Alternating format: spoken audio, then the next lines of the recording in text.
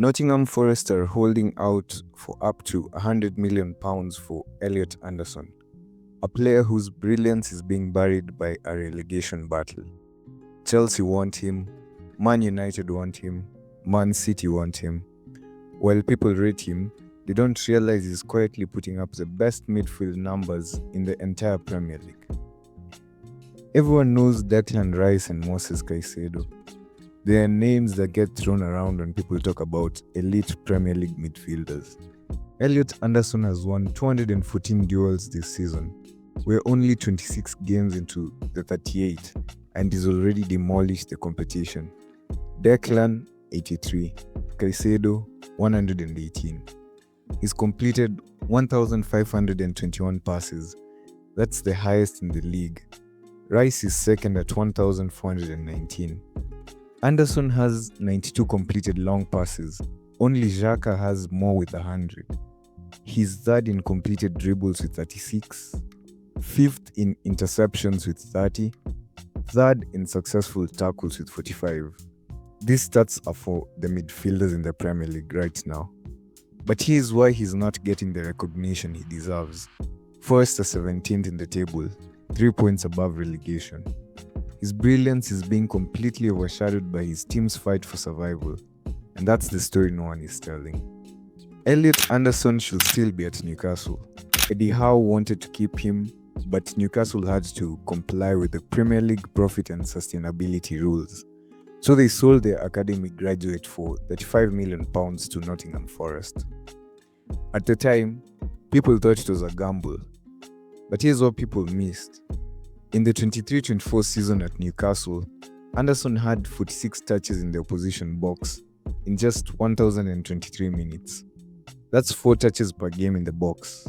For context, Son had 7 touches per game in the box.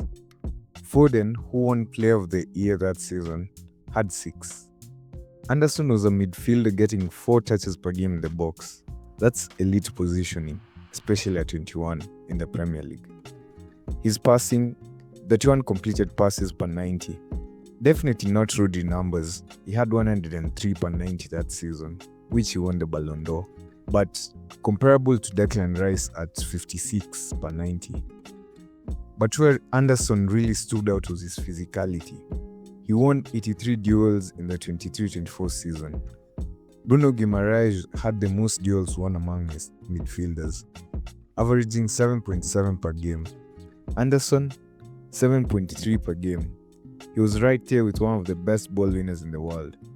Newcastle sold him anyway, and Nottingham Forest got a steal. Last season at Forest, Anderson went from promising to dominant.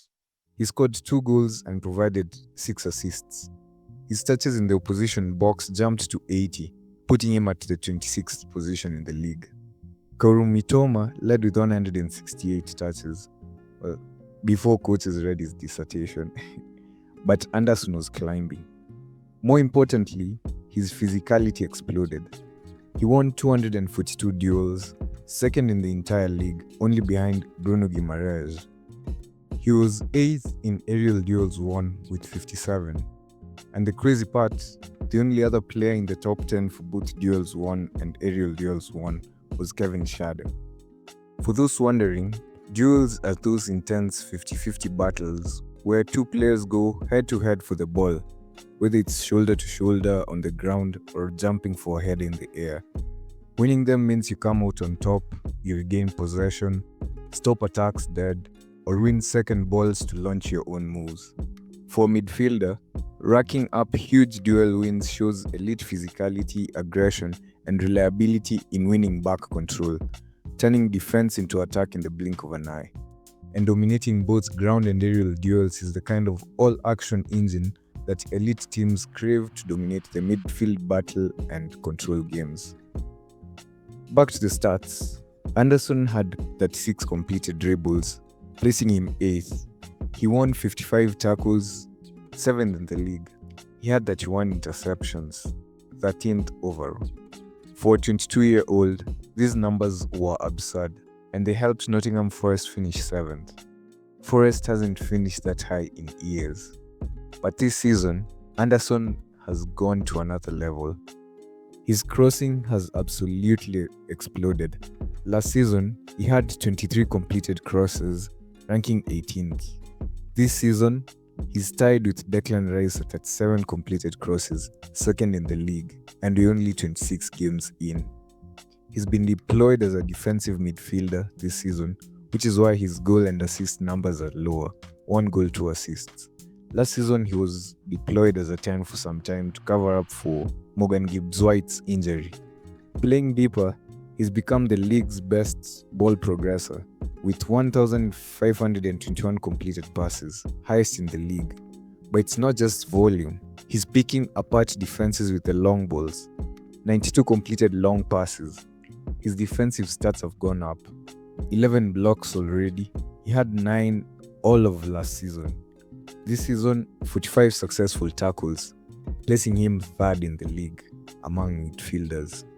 He's not just maintaining his level while playing deeper, he's improving, adapting, dominating different roles. And that versatility, from box to anchor, that's what makes him worth £100 million. So here's the thing people miss about Elliot Anderson. Yes, he's rated. People who watch Forest know he's good, but they don't realize he's not just good, he's the best. And the only reason that's not obvious is because Forest is 17th. Here's why Forest's position has nothing to do with Anderson. Nottingham Forest have only conceded 38 goals this season. That's the 13th best in the league. United, sitting 4th, have conceded 37 goals, 1 less. Forest are 11th in shots on target with 104. They are 9th in chances created with 237. So why are they 17th? Because they can't finish, on top of all the managerial issues that they've had the past season, this season. Their conversion rate is abysmal. Sunderland have only 84 shots on target, 19th in the league, but they've conceded just 30 goals and are sitting 11th. See, they are clinical. Forest aren't. Forest concede an average number of goals, but struggle massively to convert chances. They drew 0-0 with Wolves, having 34 shots and 8 shots on target, 62% possession. Anderson is carrying the midfield. He's winning the ball, progressing play, creating chances, but he can't score for the strikers and he can't make the defense stop individual errors. His numbers will make him a Ballon d'Or contender at City or United, but at Forest, they're just keeping them from getting relegated. And that's exactly why top clubs are circling. Chelsea, Man United and Man City all want Elliot Anderson, and Nottingham Forest are demanding £100 million. Some will say that's too much for a player fighting relegation, but those are people who are only looking at the league table and not the stats. If he's dominating at Forest, 26 games into the season, carrying a team that can't finish their chances, imagine what he'll do with elite attackers and a competent defense around him. He's the final piece, the player that turns a good team into a great one. And when he moves this summer for £100 million, remember, you heard it here first. See you in the next video.